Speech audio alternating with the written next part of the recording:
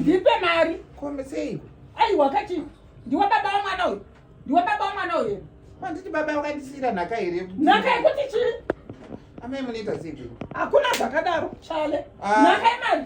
Iwe. Ndimarorerwa. Ndinotokugovera kwete kuti unotora mari yayo. Ndimarorerwa ramai.